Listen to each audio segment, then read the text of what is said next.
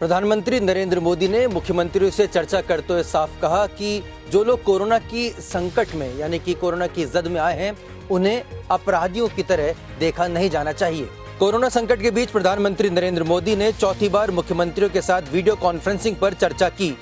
PM Modi ने मुख्यमंत्रियों से कहा कि लंबे समय से कोरोना हमारे जीवन का एक हिस्सा बन गया है।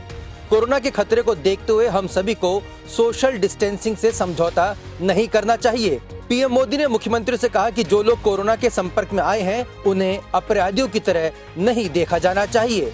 पीएम मोदी ने आश्वासन दिया कि यदि विशेष क्षेत्र के मामलों में तेजी आती है तो उस राज्य को दोषी के रूप में नहीं देखा जाएगा। प्रधानमंत्री नरेंद्र मोदी की मुख्यमंत्रियों के साथ महाबैठक में केरल के मुख्यमंत्री शामिल नहीं हुए। कोरोना वायरस महामारी के संकट के बीच प्रधानमंत्री नरेंद्र मोदी ने राज्यों के मुख्यमंत्रियों के साथ बैठक की।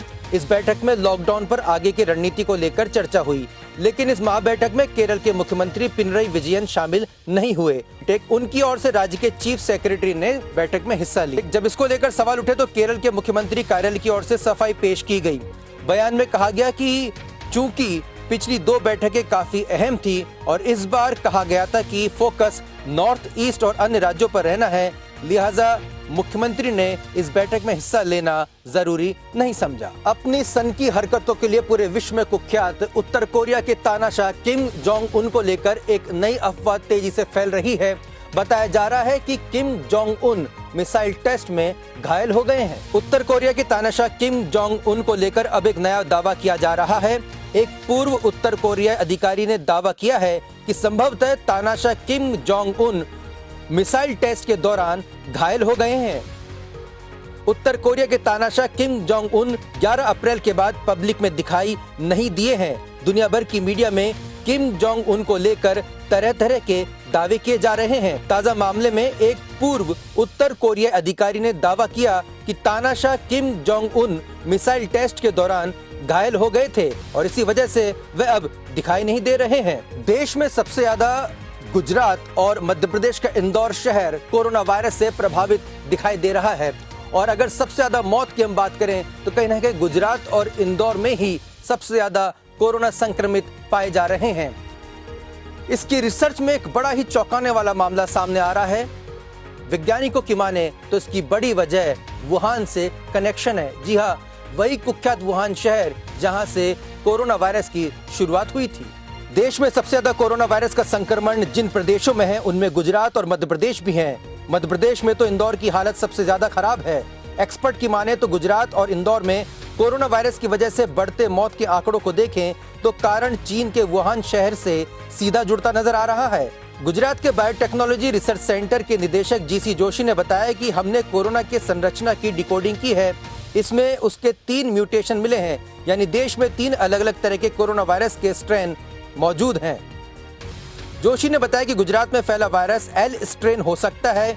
यही स्ट्रेन चीन के वुहान शहर में फैला था, जिसकी वजह से वुहान में सबसे ज्यादा लोग मरे थे। अब गुजरात में भी यही हालत है। वहीं मध्य प्रदेश के इंदौर शहर में 57 मौत हो चुकी है। यहाँ भी वुहान वाले वायरस के होने की आशंका है, इसलिए इंदौर से भी सैंपल जमा कर national institute of virology Pune भेजा जा रहा है। अपने कड़े और सख्त कानून के लिए कुख्यात सऊदी अरब के 2 बड़े फैसलों की इस समय दुनिया भर में तारीफ हो रही है। आइए हम आपको बताते हैं क्या है वो फैसले। सऊदी अरब ने नाबालिग अपराधियों के लिए मृत्यु दंड की सजा को खत्म करने का ऐतिहासिक फैसला लिया है। सऊदी अरब में शनिवार को सार्वजनिक रूप से कोड़े मारने की सजा को भी खत्म कर दिया गया था। सऊदी अरब का मानवाधिकारों को लेकर रिकॉर्ड बेहद खराब रहा है। हालांकि पिछले कुछ सालों से सऊदी क्राउन प्रिंस मोहम्मद बिन सलमान किंगडम की छवि सुधारने के लिए लगातार सुधारवादी कदम उठा रहे हैं। सऊदी अरब की रॉयल डिक्री का जिक्र करते हुए मानवाधिकार आयोग की अध्यक्ष अवाद अलवद ने बयान जारी कर कहा कि नाबालिग रहते हुए जिन लोगों ने अपराध किए हैं, सिर्फ उन्हीं को मृत्यु दंड नहीं दिया जाएगा।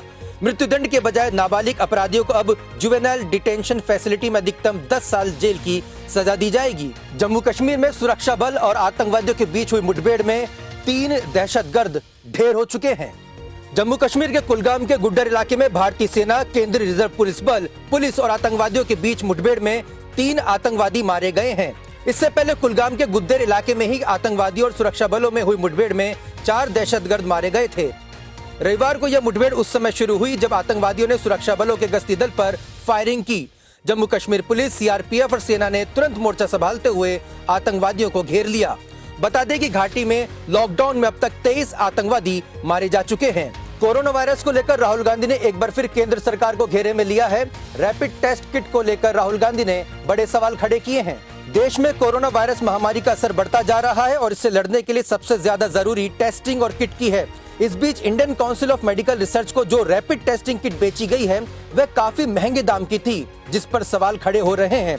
कांग्रेस नेता राहुल गांधी ने भी इस मसले पर अब सरकार से सवाल किया है।